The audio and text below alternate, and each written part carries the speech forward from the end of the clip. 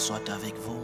Et avec votre esprit. Évangile de Jésus-Christ selon saint Luc. Gloire à toi, Seigneur.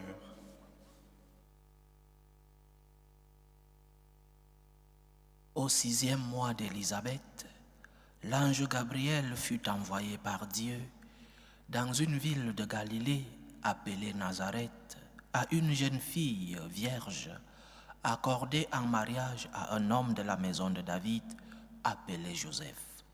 Et le nom de la jeune fille était Marie.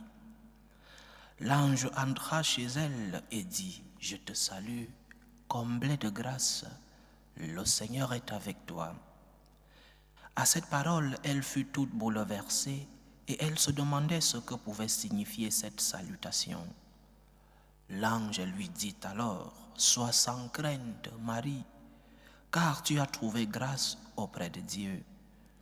Voici que tu vas concevoir et enfanter un fils. Tu lui donneras le nom de Jésus. Il sera grand. Il sera appelé fils du Très-Haut. Le Seigneur Dieu lui donnera le trône de David, son père. Il régnera pour toujours sur la maison de Jacob et son règne n'aura pas de fin. » Marie dit à l'ange, « Comment cela va-t-il se faire, puisque je ne connais pas d'homme ?» L'ange lui répondit, « L'Esprit Saint viendra sur toi et la puissance du Très-Haut te prendra sous son ombre. C'est pourquoi celui qui va naître sera saint, il sera appelé Fils de Dieu. Or, voici que, dans sa vieillesse, Élisabeth, ta parente, a conçu elle aussi un fils et en est à son 6e mois, alors qu'on l'appelait la femme stérile, car rien n'est impossible à Dieu. » Marie dit alors, « Voici la servante du Seigneur, que tout m'advienne selon ta parole. » Alors l'ange la quitta. Acclamons la parole de Dieu. Louange à toi, Seigneur Jésus. Il y a une phrase du philosophe Blaise Pascal qui est devenue une maxime évoquant la complexité intime de certains choix, surtout en amour. Lorsque dans nos vies amoureuses, nous n'arrivons pas à expliquer certains choix, nous disons « le cœur a ses raisons que la raison ignore ». Et cette phrase est devenue une maxime qui parle de l'amour. Mais au départ, dans l'œuvre de Pascal, le titre de l'œuvre « Les pensées » de Pascal, le chapitre où cette phrase ressort, c'est le chapitre sur la religion. Pascal veut faire comprendre que la raison n'est pas le meilleur moyen d'appréhender Dieu. Bien sûr que nous pouvons penser Dieu. Bien sûr que notre intelligence peut nous amener à comprendre ce que Dieu nous révèle. Bien sûr que notre intellect peut nous amener à comprendre certains actes et certaines réalités de notre Seigneur. Mais la raison, l'intelligence, n'est pas le meilleur moyen. Cela ne veut pas dire que ce n'est pas un moyen, mais ce n'est pas le meilleur moyen d'appréhender Dieu. Nous pouvons appréhender Dieu en utilisant 2 moyens. Le premier, la raison. Nous pensons, nous réfléchissons, l'intellect, l'intelligence. Nous pouvons arriver à comprendre certaines réalités, certains événements, certaines volontés de Dieu. Nous pouvons arriver à les comprendre par l'intellect.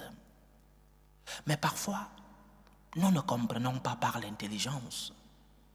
Parfois, bien que nous pensions, bien que nous réfléchissions, bien que notre raison puisse chercher, nous n'arrivons pas à comprendre certaines volontés de Dieu. Pourquoi le Seigneur agit ainsi? Pourquoi le Seigneur me demande ceci? Le thème de la douleur, le thème du mal dans l'histoire de l'humanité ce thème ressort toujours. Mais pourquoi le mal? Pourquoi la souffrance? Pourquoi la douleur? Et nous pouvons donner certaines réponses que notre raison, que notre intellect nous permet. Et nous devons donner ces raisons que notre intellect nous permet. Mais parfois, notre intellect arrive à sa limite. Là entre en jeu le deuxième moyen d'appréhender Dieu. Le premier moyen, l'intellect, la raison de l'intelligence. Le deuxième moyen d'appréhender Dieu, c'est la raison du cœur. Le cœur a ses raisons que la raison ignore.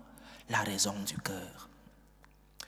Hier, nous avons lu la conception dans l'Évangile, la conception non seulement de Samson, mais aussi du précurseur de notre Seigneur, Jean-Baptiste.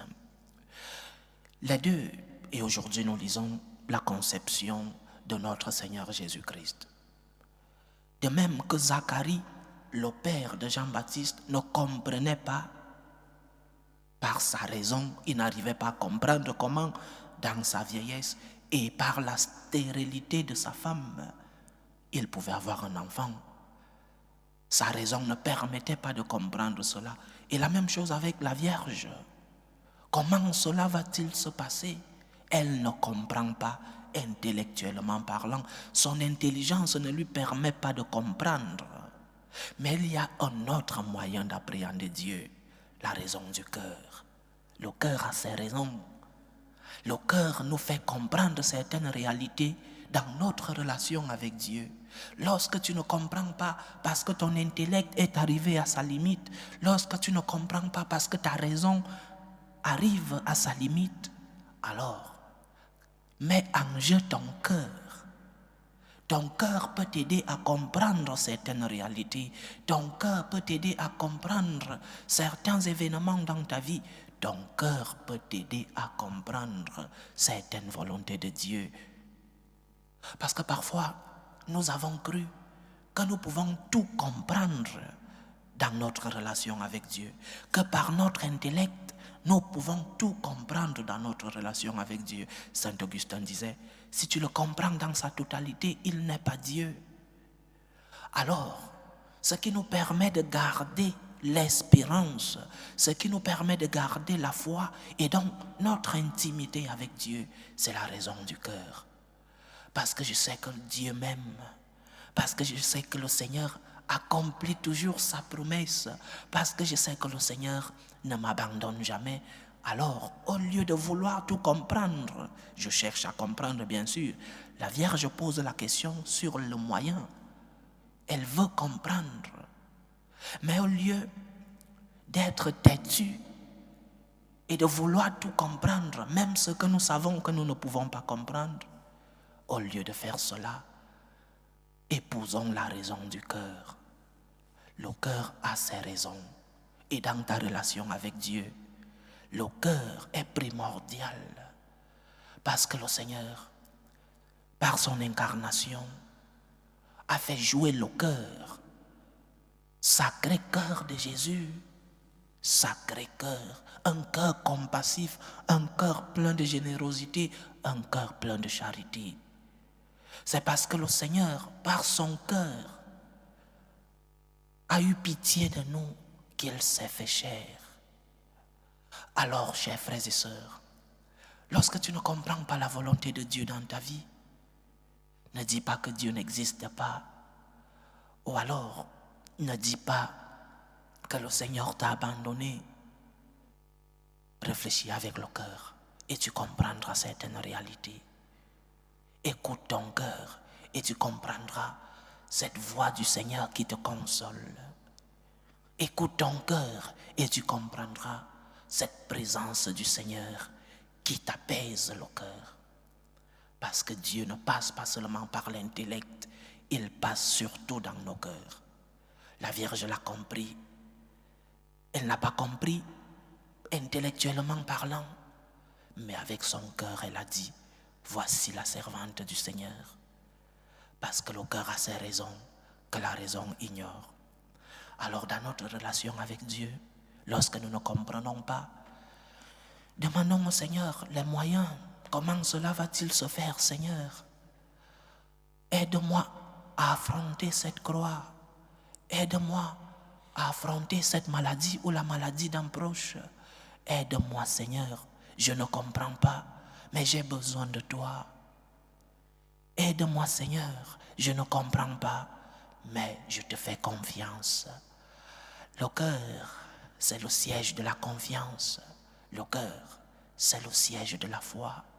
Dans notre relation avec Dieu, lorsque nous lui faisons confiance, nous ne voulons rien comprendre.